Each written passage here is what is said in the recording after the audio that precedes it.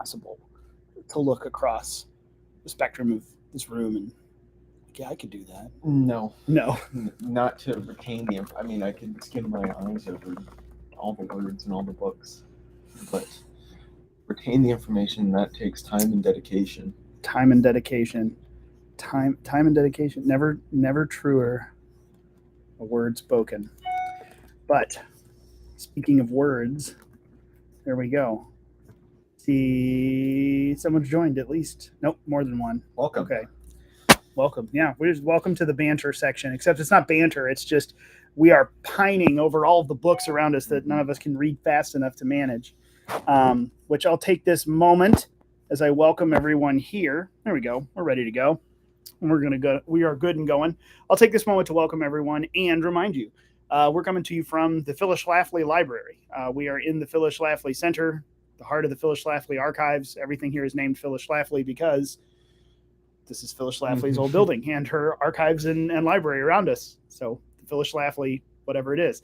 But we are constantly surrounded by all of this neat stuff, and you should know more about it. So go over to phyllisschlafly.com, and after you sign up for the email list, which you ought to do if you haven't already, take a look around, and you will find a very big history of all of her publications. We're constantly publishing more.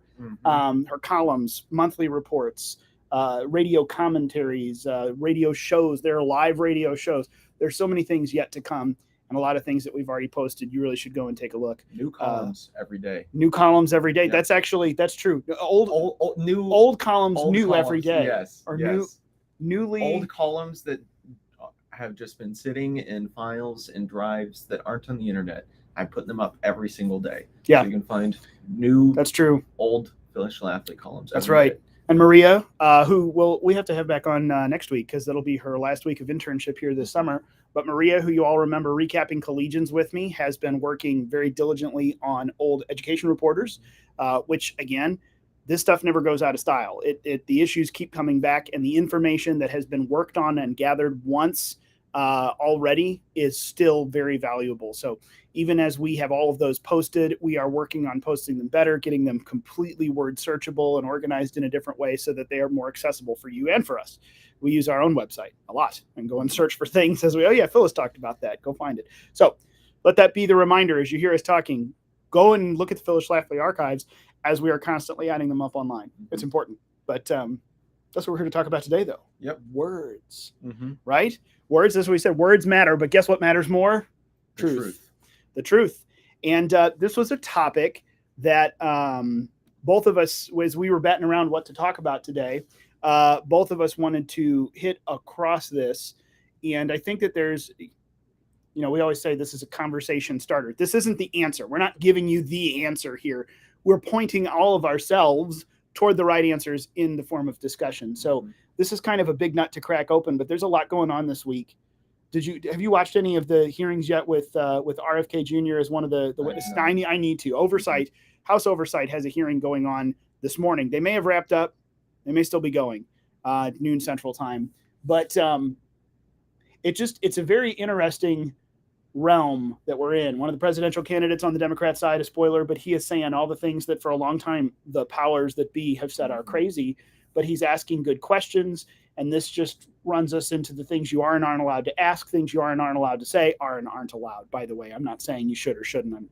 According to the system. That brings us into the whole realm of truth, and then the words that are hurled at you and the things that you're not allowed to say and the things we are allowed to say.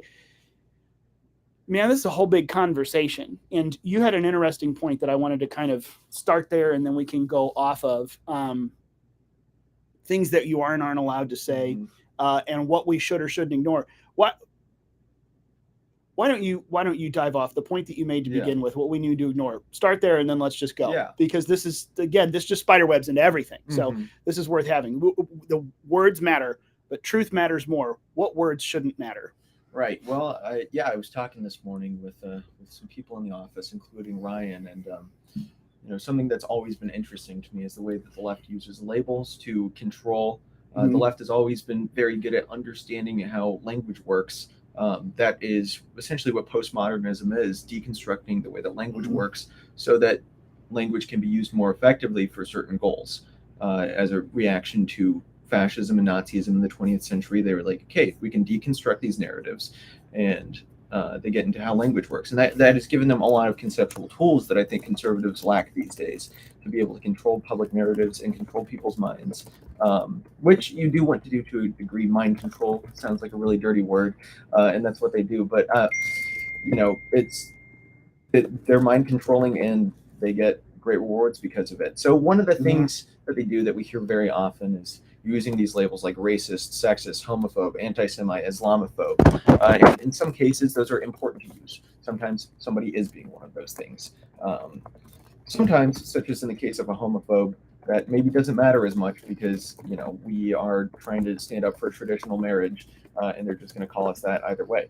But with those other terms, it's interesting how they are constantly shifting in the way that conservatives have allowed themselves to be controlled in their minds by the usage of these terms. Because with a word like let's say you have this very large leftist influencer, Twitter account type person, or the news media, some combination of the two, and they find some conservative, influential conservative on some big magazine or big Twitter account, saying things that are objectively and factually true. And then they can say, you're racist, you're this, you're sexist, you are Islamophobic, you're a pretty bad person for these reasons. And what will happen is fellow conservatives will then turn against that person. They will become a black sheep for the conservatives as well, because of the game that the left has established to hold them down. That doesn't as much happen in terms of the homophobic label, because conservatives, for the most part, stand up for traditional marriages. But it is very interesting the way that conservatives have completely given themselves up to this labeling game. And what I've seen a lot of conservatives do over the last few years, which I don't think is a very good tactic, which I'd love to get your thoughts on this, but they turn around and they say, oh, no, Democrats, you're the real racists. It's repeated so much, it's become a meme now. The boomer conservative Democrats are the real racists, which maybe that's true, but I don't think we get anywhere by saying that, because you saw with affirmative action, the overturn a few weeks ago. I saw so many tweets and I was just laughing because it was shocking, the things that these far left people would be saying. Things that I would never say. Like, they literally saying like, oh, we need affirmative action because minorities aren't smart enough to get into college on their own. That's exactly. I can't even almost number the amount of tweets that I saw from leftists who are outraged that now, because of the Supreme Court, the black guy on the Supreme Court primarily, Justice Clarence Thomas, arguing against it. Anyway, we want to go there. But this is just awful, because now, and I literally saw the tweet over and over again, without these opportunities, black people will never be able to make it in a merit-based system. I'm like, are you actually arguing that minorities are too dumb to get to right? How awful is that? Can you hear yourself? This is the argument you're making. It was incredible. There's a way to make an argument, but that's, come on. It's just amazing. But the victory here is not the fact that we pointed out their hypocrisy. The victory is the overturn of affirmative action, because we don't get anywhere. We don't get political victories from saying, oh, that's really racist, you Democrats. You're the real racist. The New York Times isn't going to pick that up and be like, dang, they're right. The Democrats are the real racists. The media machine isn't going to pivot and say. But are we messaging to the New York Times, or are you trying to message to a bunch of people out in the middle who maybe don't understand that? So here's the question. I appreciate what you're saying. And there are there's two different, I tend to go down two different paths. There's the values path and the tactics path. First of all, is this the right thing to do? What's the value of what we're trying to shoot for here? But then also, what works to get us there? And I'm not saying you should ever be abundantly clear. Let me be abundantly clear. I'm not saying you should ever compromise on your convictions, but there's a lot of compromise inside the world of tactics with like voting. I talk about a lot about this here, I think, over the last couple of things that we've done over elections. I do not view, and was not raised to view, voting, my vote, as an absolute moral endorsement. This is a tool, a strategy that I have. So if I'm voting for someone who I like this and this, but not this and this, that's okay. I am not wholly stamping an approval on everything. This is a tactic that I have. I think in this situation, this person's better, blah, blah, blah. I get to make some compromises. Does that mean I should go and violate a core value? No. So in this world, part of me says the reason that everyone flocks to, but you are the real fill in the blank. There's value in that. It works. That's why people do it. So my question is then, are we, you say that doesn't work because the New York Times is going to change, but is that going to change other minds to point that out? No, look at what they just said. It's actually them who are doing this. It's not us. Do you think that pointing the finger turns people off of actually saying, oh yeah, you're right, I am a conservative after all? What's your main point in saying we shouldn't do that? Why? Yeah, well, I just wonder. I mean, yeah. I'm sorry, I gave a little bit of a monologue inside the question, but there's the question back at you. I'm curious. What do you think? Yeah, well, it's because I think that we play into their game when we do that, because we're discussing how this labeling system of racist, calling people names like racist, sexist, is something that we should not be afraid of overall, because it is a tool that the left has created to be able to control people's minds. So when we turn that around and try to use it on them, we're still playing within the limits of their own game of of anti-racism is the highest value in American society. Anti-sexism is the highest value in American society. That is a leftist framework of values. And I think anti-racism is important, but I don't think that's the highest value. But we've been fed this new progressive religion that it is. Right. So when we turn around and we say, you're the real racist, we're expecting people to continue to play into the left's value system that they put in place of like, that is the highest evil. And that does nothing to dismantle the value system that the left has established, that continues to play into their same game, which goes into the topic for today. I think it's more important to spread truth, what is accurate information, what is accurately the most important values in society, rather than play the name calling game right back at them. Because I do see your point. You are right. I can see how people in the middle would see, okay, yeah, that was kind of racist what, insert left-wing commentator said here, affirmative action reactor. And the purpose being not to necessarily, and I'll make this point, because did you do throughout any of high school or college, did you do any time in either Lincoln Douglas style debate or policy debate training, either one? Both? Okay. Yes. And I can tell because you're flirting the line here between the two, and it's very frustrating as an LDer. I'm annoyed, but it's okay. I'll forgive it. But for everyone else who just went into a little bit of a inside thing there, a lot, if you've never been involved with, and this is kind of reflective of how we're talking and how we ought to think as adults, functioning adults in society. There's two different primary styles of debate when it comes to school training, leagues, forensics. There's your fun. Forensics isn't just CSI. Forensics has to do with debate leagues as well. Go look it up. Don't Google it. Just look it up. Use DuckDuckGo, Brave, something else. Don't Google it. I'm trying to train myself to not use Google as a verb. That's my little tidbit for your Thursday. But when you look at it, there's Lincoln Douglas style debate or values style debate. It's not about winning the argument, the technicalities. It's about going to the deeper level, the value, finding the deeper value each time. And this is the discussion. Over on policy, which is often team debate, not one-on-one, you get a lot of technicalities. We're trying to win the argument on the technicals. These two things are both very important. And when it comes to you and me, us, excuse me, I didn't mean to exclude you, us, inclusiveness. See, there's a, no. When it comes to us and you, there are times that we have to win on the technicalities in the argument. We have to get policy crafted and through. We have to work in politics, civic society, culture, etc. But also underneath all of this is the values.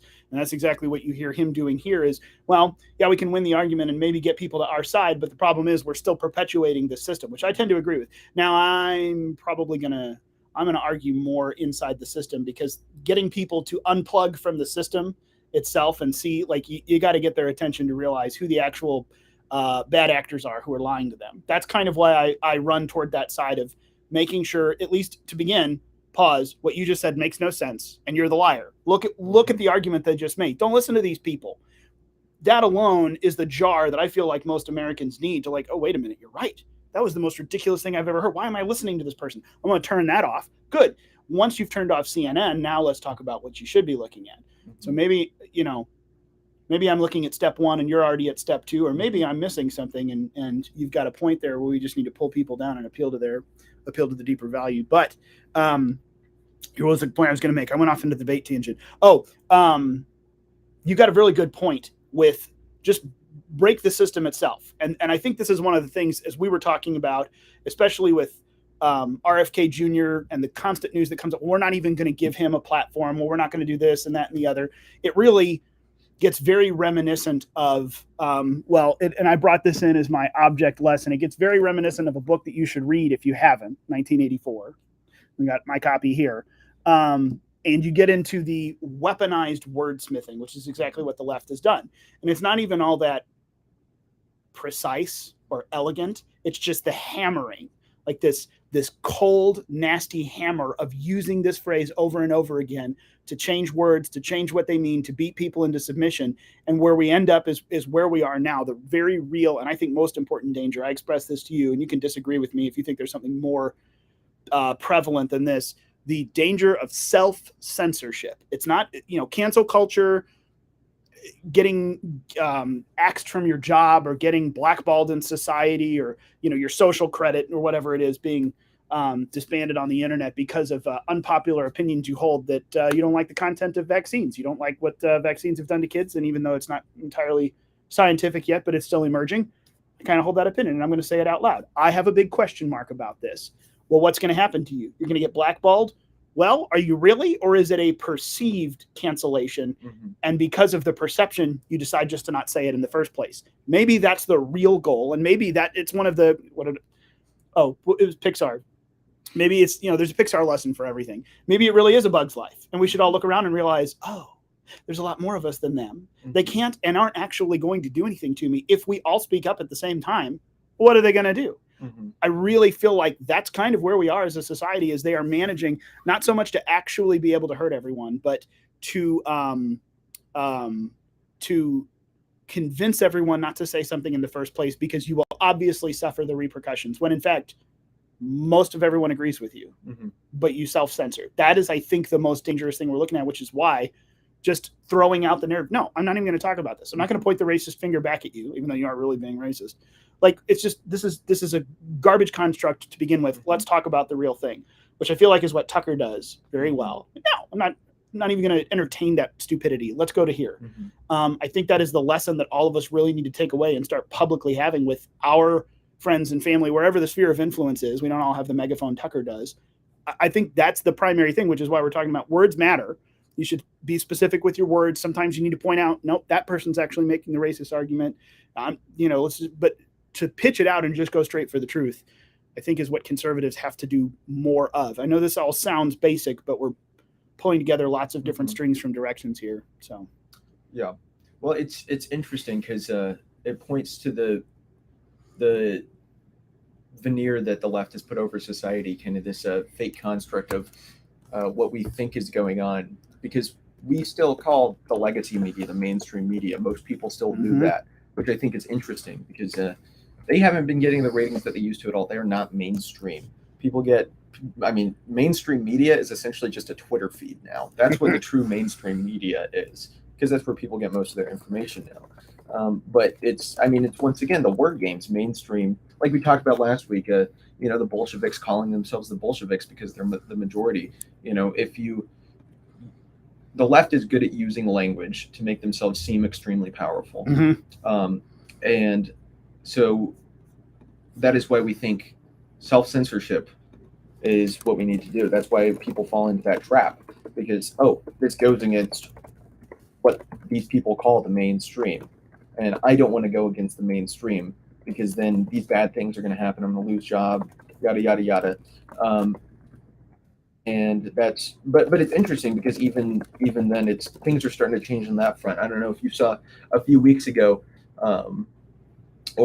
this would have been a month and a few weeks ago at this point, there was an incident, I think in a Starbucks in New York, where these two men were in the Starbucks and they wanted to use the bathroom. And in New York, you have to buy something to use the bathroom, because problems with homeless people, et cetera, et cetera.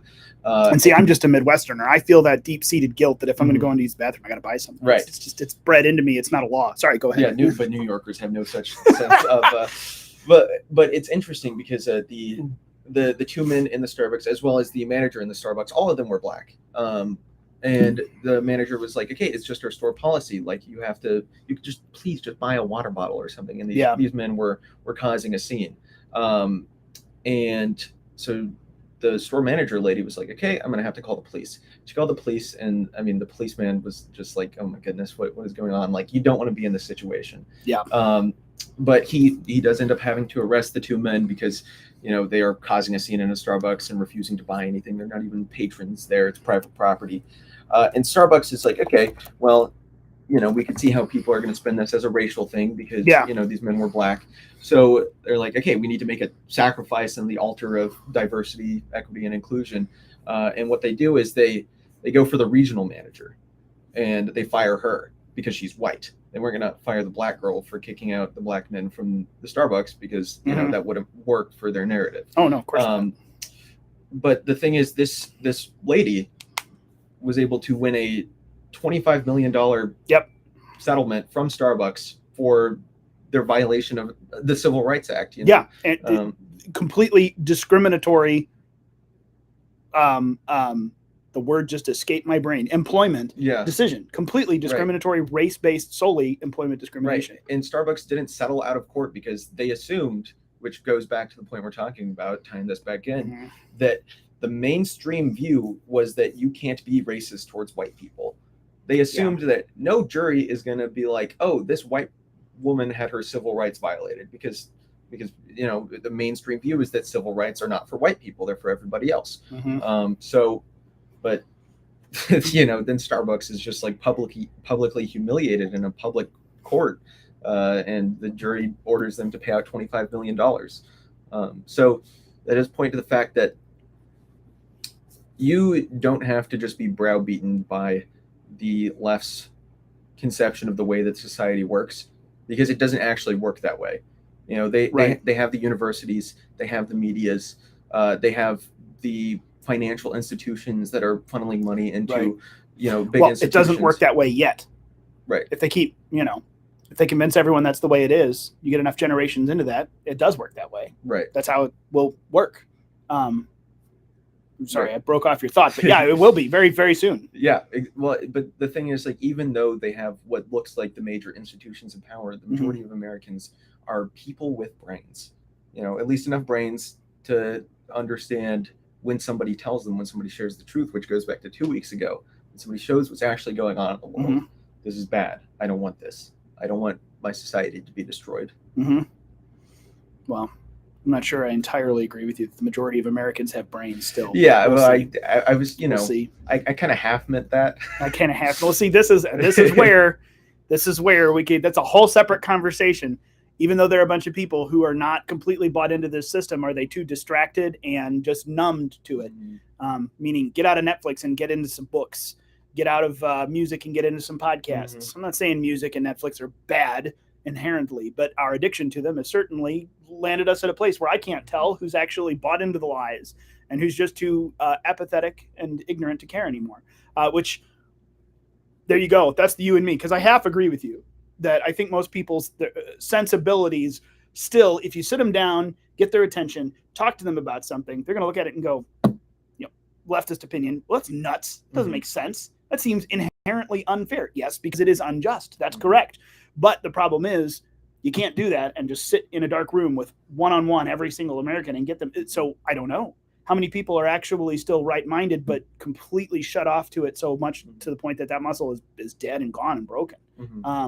That's my real fear, which is why it's important to have these conversations with a bunch of people who haven't had them or haven't thought about them, because then you get the opportunity for someone to go, oh yeah, you're right. I hadn't thought about that. I enjoy this. This is a good point. I should care a little bit more. Oh, it's not that hard to care. It's not that difficult to get involved, just a little bit here and there. So that's why stuff like this is so incredibly valuable. But we do have brains. What's difficult? Thought-stopping tactics. Oh, wow. One of our regulars jumped in and he's gone nuts down here. By the way, did you hear someone's asking me if we were talking about or going to talk about AOC distinguishing between special counsel and attorney when it came to the House whistleblowers? I don't know what he's talking about. Something that he saw on Newsmax. I asked for a link. To read up on that. And he said, I don't have a link. I just saw it on Newsmax. I'm like, then don't ask us about it. Give us a link, man. Give us a link. And I'm assuming your gender. I don't actually know, because your name doesn't, your screen name doesn't tell me one way or another. Brains that are filled with false information, lies, and you go right through. Yeah. So, sorry, I'm just catching up on our comments as we go through here. But if y'all have questions, thoughts, contributions, want to hear them. Hunter Biden whistleblowers. And I'm going to take this opportunity to remind you, really, I'm so very sorry. I've misgendered someone. I should feel worse than I do, but I'm not a liberal, so I don't care. I am a liberal. I'm not a leftist, so I don't really care. I'm sorry. Well, there you go. Now we know, and I will never do that again. So there, you should make these things clearer. Use your name. I'm just kidding. You could use your name though, but I digress. So okay. And that's I was going to say that's the point that I'm going to. That's the point that I'm going to make. That's the point that I'm going to make is go to the website real quick. I wanted to remind everyone, new system. If we're talking about stuff, which we haven't really covered links, although we may actually have a couple of links from today, but we're not posting them in the live chat as we go. I'm going to send them out as an email afterwards so that y'all can have them. You can send them to someone. It'll also have a link to watch the video itself. It's a compliment if you this person I'm quoting now. By the way, I'm just quoting. It says, and this is Christ crucified for you. You hang out in the YouTube chat. You've seen this person. You've seen her. It's a her now. It's a she, her. I'm assuming it's a she, her. Maybe it's just I don't know. I'm a chick. This person tells me. I can't see them, so I'm just going to say they. Taking our word for it. She says it's a compliment if you thought I was logical enough to be a man. I'm kidding. That was good. I appreciate that. This is good humor. I'm gonna stop before you take us down a path that gets us canceled on YouTube. Yes, so, but sign up on YouTube. Sign up on YouTube. With the email. Because if you noticed last week, we sent out all of the links afterward. Nice email, super quick format. You can click on them all. It opens them up in a tab. You can read through everything. There's a recap of the video too. You can click on that and watch it again. Obviously, these are all stored, YouTube and Rumble. You got them after the fact. But if you didn't see that email, that means you're not on the email list. So you should go sign up because that's where we're going to send this out. You get it easier, in my opinion. You get it in a more fileable way where you can keep these things. And also, quick little forward button, Command, Control, F, boom. You can send it to somebody. Mm-hmm. Tell them you should watch this. This was an interesting topic that I think we should all pay attention to. Because that goes back to what we talked about 2 weeks ago, which if you missed that stream, you should go back and You remember the stream from 2 weeks ago? Yes, I remember yes. Good. You're new. I'm just making sure we're testing you. If you missed that stream, go back and watch it where we talked about the importance of sharing the actual details, showing people what's going on rather than just giving them the right-wing conspiracy theorist buzzwords. So yeah, go back and watch that, and that'll show you why you should sign up for our email and forward these things to your friends. You should. But anyway, going back to what we were talking about. Yeah. Because I think we brought up RFK Jr. a few times. The anti-Semite. Yes, exactly. He's literally Hitler now. Apparently. Yeah. Wow. Who knew that? I thought Trump was Hitler. I can barely keep up. Hitler's really a Democrat, apparently. And then I thought Putin was Hitler, and it's all getting out of hand. Who knew Hitler could reincarnate so many times, and now in the form of a Democratic presidential candidate from the dynasty of Democrats. Yeah, exactly. But he brought up this interesting information. It must have been some sort of COVID retrospective hearing or something like that. I don't know all the details, but I saw the video, saw the links about it, and we will be sharing the links with you in the email afterwards. Sign up.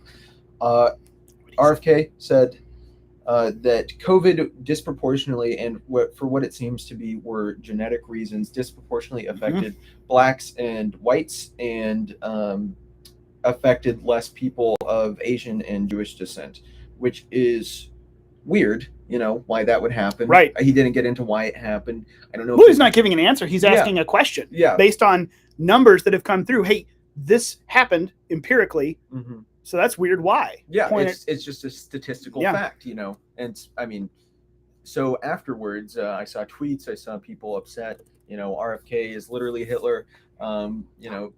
People of Jewish descent being talking about, oh, I trusted you. Or at least I liked you enough, but now I know that you're a raging anti-Semite, and that's the name calling thing, because I don't think things like that are done in good faith, because he's not making a statement of values there. Mm-hmm. He's not saying Jewish and Chinese people created COVID to attack black and white people. If that's what you think he's saying, then you're the one filling in those blanks for him. Mm-hmm. That's not what he's just saying. These are the statistical details. Right. Why that is another question that we don't know yet. Mm-hmm. But so that goes back to the important question And I think it's a question we should all be asking ourselves. We should stop Right. asking, is it racist? We should start asking, is it true? Right. Because, there's that Ben Shapiro meme from years and years ago that facts don't care about your feelings. If it's true, a fact can't be racist or anti-racist, Right. because that's a value judgment. A fact is just a fact, and sometimes people will use facts to go in one direction or another, but the fact itself that COVID disproportionately affected different people, that's just a fact. Right. It doesn't make RFK this or that or anything else aside from somebody that's just sharing data. Right. So I'll put a button on this because we've reached about 30 minutes and we like to keep these nice and crisp, 20, 30 minutes if possible. But sometimes we go longer. It just depends on the topic, what it demands. But to your point, what you just said, this is where there's a lot of things, and you hear a lot of people pull stuff together. When you go and look at things like George Orwell's 1984, it sometimes feels as though the powers that be, people who enjoy power and accumulating it to themselves, are following this kind of stuff as a playbook. But the reality is all of these stories, all of these values are old. And I mean, if you're like us, you understand it goes back to the garden. To the Garden of Eden, we have good versus evil. We have truth versus lies. Everything, every good story, every piece of fiction, every classic piece of literature, Shakespeare, Marvel movie, all of them, the stories are the same thing, the same values told over and over again with different facades, with different fronts. And folks like George Orwell look down and understand that the story of power, the accumulation of power, what it does to you, the corruption, the subjugation of other people, exercising your power over others, this is what it looks like in an extreme sense. So what we're seeing are people pursuing power to the extremes and doing whatever they have to do to keep it and to cover it. So that's why it feels very similar. Like, oh, wow, it's almost like the book. Well, it really is all the same values. Orwell's just writing about an extreme version. That shows you how extreme this section of society has gone. So as we look at this, it's not like you can read 1984 and figure out how to combat the modern American left. But it is helpful to understand that struggle, that story. I think things like this are valuable. But in that, bringing it back to where we are now, what I would suggest to you, we're talking about truth, why truth is the most important value, making statements that are true, and asking questions that are seeking the truth. These are to be upheld above all other values, including how people feel, how you feel, if it makes you comfortable or not.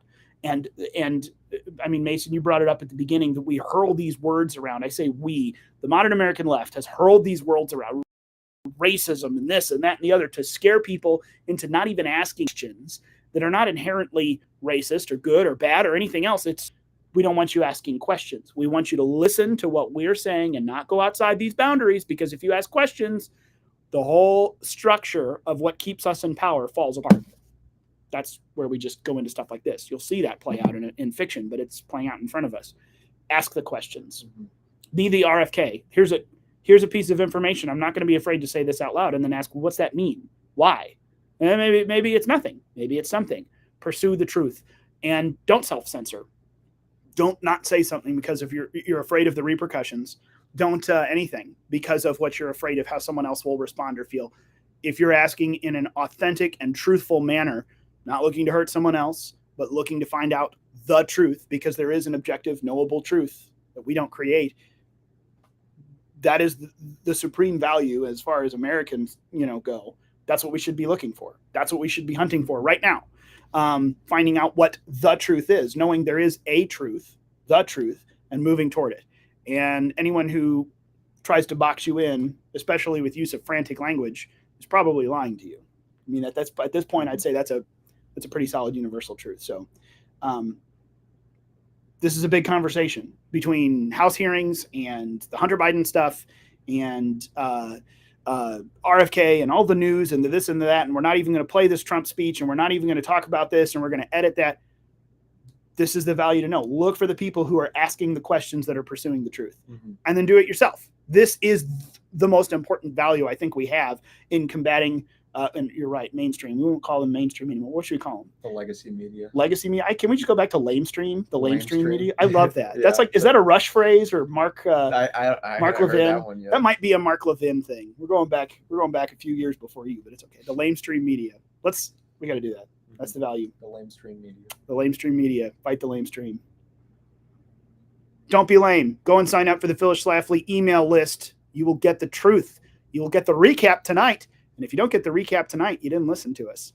And we're worth listening to. Not the lamestream media, but we're telling you the truth. So that's been another Unauthorized Caucus in the books. It's a little frenetic. It goes all over the place, but this is kind of a big value that goes across everything. So it is worth understanding, talking about, having a discussion about, and we're glad that you were here with us to do that today.